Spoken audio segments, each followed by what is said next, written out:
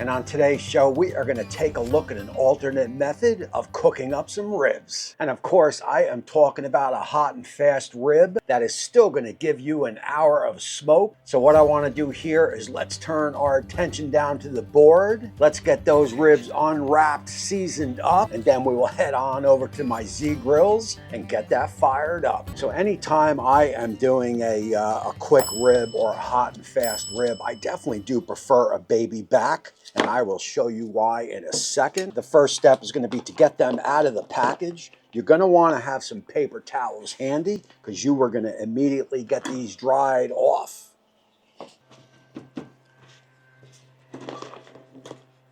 So once you get those ribs dried off, we've got that membrane on the back. There are two trains of thought here. You can leave it and score it, or you can just remove it. I am going to remove it. Now, anytime I am pulling a membrane, I'm always going to start at the middle. I never start at the end. You're going to want to go all the way through like that and just hold the bottom bones of the ribs and just basically pull right up. And that should give you that should allow you to take the membrane off smooth. Sometimes when you pull from the end, it starts to rip over here. Doing in the middle like that, you should come off clean. Now these ribs are a little bit fugazi here on the end, so we are going to do a little cleaning up. And anything cleaned off this rib that I don't season up, I will still cook that. Nothing goes to waste here at the shack. I've got my pup Molly over there, Black Lab. She gets all the little treats, of course, unseasoned. We've got a little bit of fat here. I am just going to take some of that off. You don't have to get too crazy when you are doing a rib. Just anything that just looks, just kind of looks out of place or any discoloration, you can take it off. So anytime, as I said before, that I do a hot and fast rib, I love to use baby backs. It has an added layer of fat right on here that is going to protect the ribs. Sometimes when you do a St. Louis or a full spare rib, you don't have this fat, and doing hot and fast can do some overcooking here on the rib. So baby back it is. So basically that is all there is to it. Once you get the ribs out of the package, dried up, squared off, and cleaned up, it is time to talk about rubs. So for this one here, I am going to do an Uncle Steve shape. This is going to be a magic rib rub. I have used this in the past and it works great. If you don't have this, just use your favorite rib rub, or you can do a salt, pepper, granulated garlic. And of course, I will start at the bottom of the rib and then flip it over and do the presentation side. The reason you don't do the presentation side first is then when you flip it over, it just kind of messes it up a little bit. I mean, we are not comp cookers, but it definitely makes for a nicer presentation. We can get those little ends right here. So look, once I got the ribs all rubbed down, let's turn our attention to the Z grills because we got to get that fired up.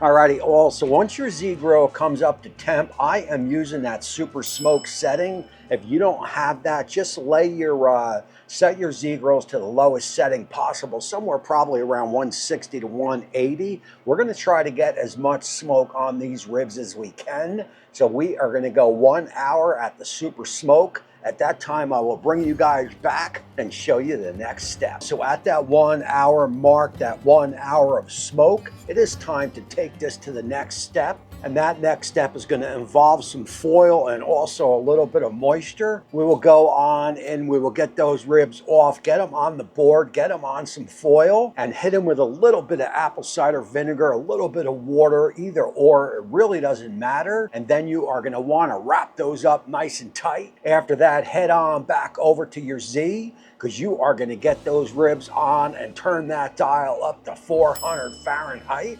We are going to let these ribs go for another hour. At that point, we will take this to the next step. So we've got another hour in the books. That is 2 hours in.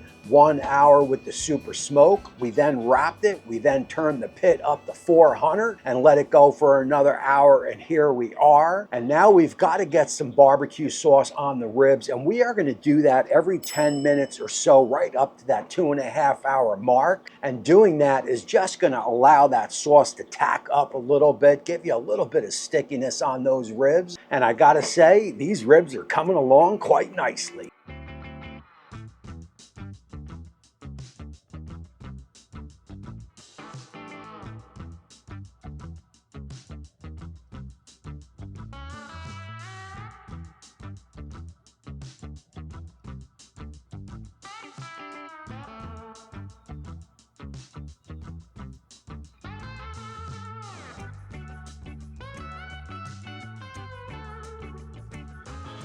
It's 2.5 hours from start to finish has gotten to this point right here. And as you can see, we've got some pretty good bone pull back.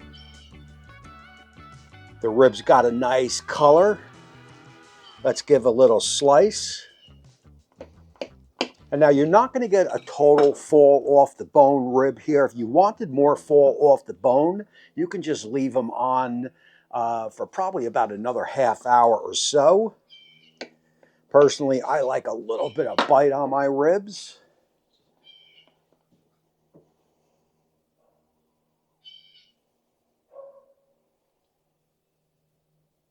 And as you can see, the ribs got a beautiful color, got some nice moisture. I am definitely pumped, and cheers.